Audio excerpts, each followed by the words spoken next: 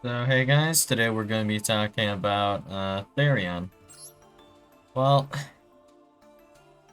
Therion, So Therion's not like super splashable, not nearly as much as like the adventure package.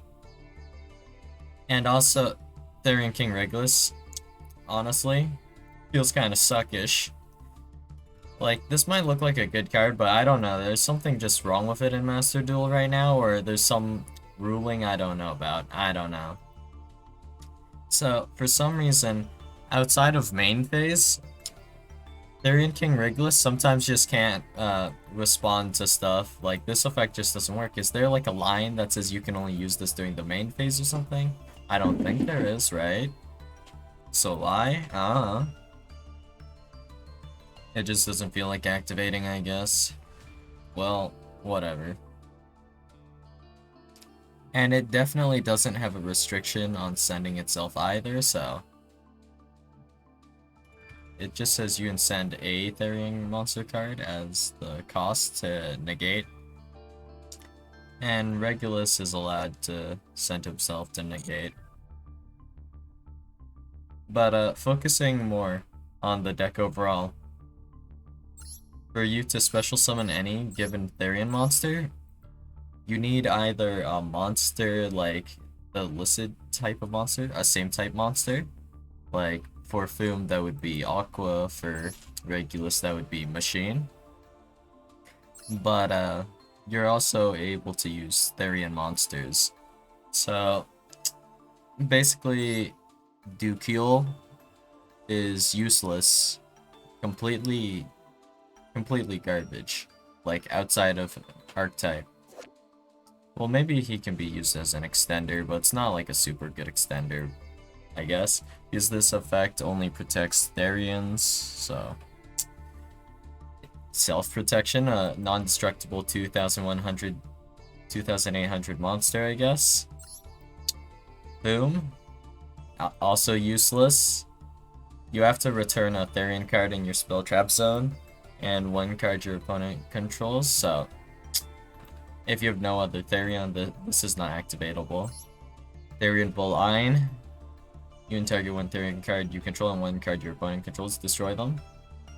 Not as good as if you were playing it with Therion, because you can destroy the equipped card and then like a target card and still use Therion Bull Ein for something else. Like let's say you have a level 3 tuner, make Baron after a pop, that'd be pretty swell.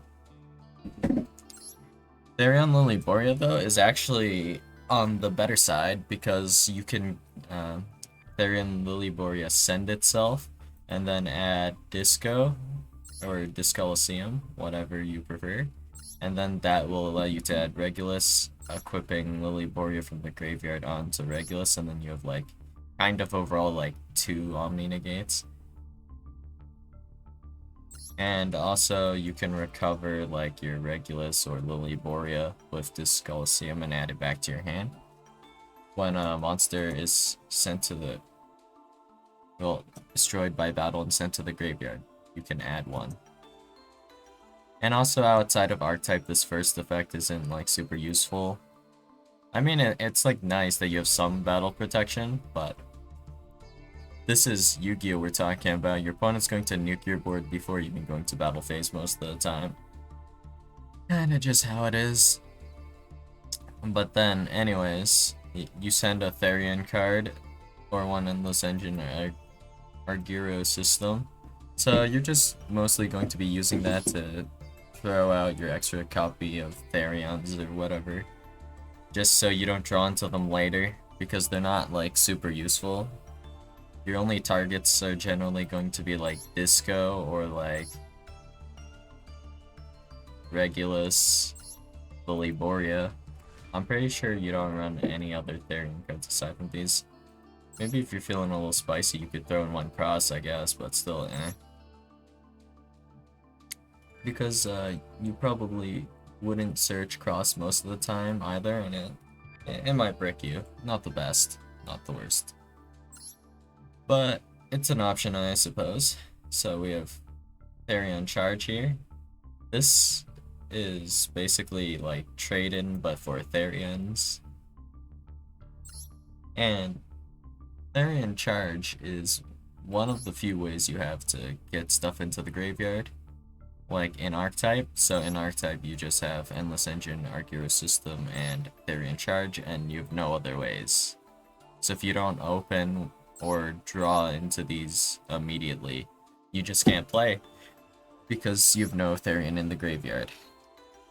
So Therions can kind of be massive bricks in that way, because they need the thing, well, whichever it is in your scenario. You need a monster in the graveyard, and it's a semi-specific one. And for Therions in general, the only ones that are, like, notably good, of course, are Lilyboria and Regulus. When it comes to playing with outside archetype cards, I guess, it's mostly just these two.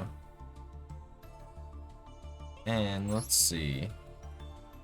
So for this build here, we have the adventure package, which actually synergizes really well because these are all high-level monsters that just special summon themselves, but well, yeah. So you don't really need to worry about a normal summon monster not being able to activate their effects. This build in particular, though, like one of the plays I might do sometimes is I go Tsuchinoko effect, and then I have a guaranteed special summon of Tsuchinoko. Then I can, like, normal summon or special summon any of these, whatever. And then we can go ahead and go into Cherubini, Sending, Enchantress, and then that allows me to go into Rites and all that. And also, like, Draco Bag synergizes with Lilyboria, because Lilyboria can send any card from your hand or field to the graveyard. So you could send Draco back as the cost for this search, which is cool, I guess. It comes up sometimes, and the adventure package, specifically Fateful Adventure, allows you to send a monster, like a Therion monster. It's another option. It is also nice that you have a lot of recursion with Endless Engine, Argyro System. But outside of that, since you're lacking good extra deck options here, it feels like you might as well run, like, this card, I believe? No. I'm getting it twisted. I can't spell. I think the name was, like, Ankamoforite or something. It's like some whack-ass end card. If you control no, well, if you have no extra deck monsters, then you can draw one basically and special summon it. You might as well be running that, like you could be. These options, a lot of the time I don't really go into these. Well, I mean, I do sometimes, but it's mostly like Baron or Omega. Everything else I go into significantly less. I don't really have much of a good opportunity or chance to go into Hope Harbinger. I guess putting in a Zeus package would do you a solid, I guess. And I guess playing like Prosp or XREF just in general would be pretty decent. But I mean, you wouldn't be able to run Dangers in that case because these draw. So that's awkward. And yeah, so your main interruption on your opponent's turn though is just going to be this Omni Negate, but this is actually a bit jank with how this works. And then we have Reperfume effect here, where you can target one Therion card in your spell trap zone and one card your opponent controls, return them to the hand. So you have a bounce and a negate. That's about it for your main deck monsters, but you also have Therion Cross, which is either a negate, a banish, or both, which is pretty swell. So, the archetype, I mean, I enjoy playing it. It's not like super strong or anything. It feels pretty alright. The most I can say about this is that I don't know of any other archetype or like deck that can instantly like just drop an Omni like so damn fast.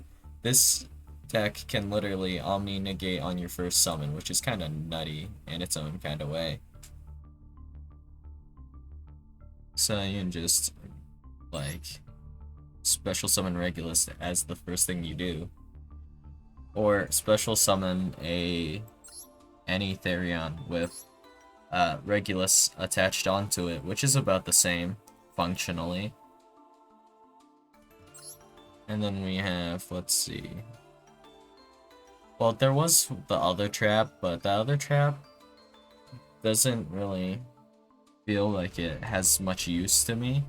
Maybe there's a meta where it would be useful, or some matchup where it would be useful, but in general it's not super useful to me at least.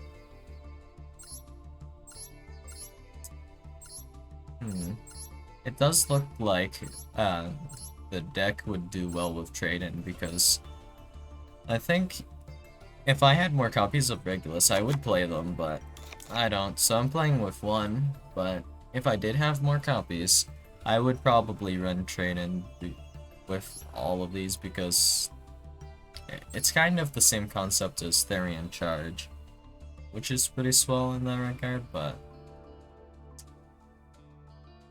that's mostly what I wanted to say. But it is interesting how, for example, I can do special summon Bull Ein, and then have like Lily Borea attached, sending Lily Borea for cost, adding like Disco, and then normal summon Ash, and then make Baron, and then we can go ahead and Regulus attach Lily Borea. That kind of play is cool, but it's really nothing crazy. Maybe I'm missing something. Maybe I'm just being dumb, but yeah, so to summarize, we have these Therion cards that must be special summoned by targeting a monster in the graveyard. It depends on the exact, well, it has to be same type or another Therion. Or, well, not another Therion, it's just any Therion, actually. So, that's cool. And when a Therion card attaches is equipped to another Therion monster, the one on field can use its effects. So this made me wonder though about a certain ruling, but I haven't gotten to the point where it's relevant. So Called by the Grave says, target one monster in your opponent's graveyard, bash it, and if you do, until the end of the next turn, its effects are negated, as well as the activated effects and effects on the field of monsters with the same original name. So if, for example, you called by Lily Borea, right? But I have a Regulus with a Lily Borea attached or equipped to it. Can I activate Lily Borea effect with Regulus? Because it's Regulus activating it and not Lily Borea, even though Lily Borea is technically negated by Called by. Oh, that was a bit of a tangent, but yeah, anyways. So the main points that you should focus on about this deck is it has a decent grind game, and it's not super extra deck reliant. I think those things are, well, yeah, those things are pretty cool about Therion, because you don't really need like all these extra deck cards, and the deck can like function pretty decent without them. So yeah, that's about it. I think I might have missed some stuff, but I think I mostly got what I wanted to say, so yeah, see you guys.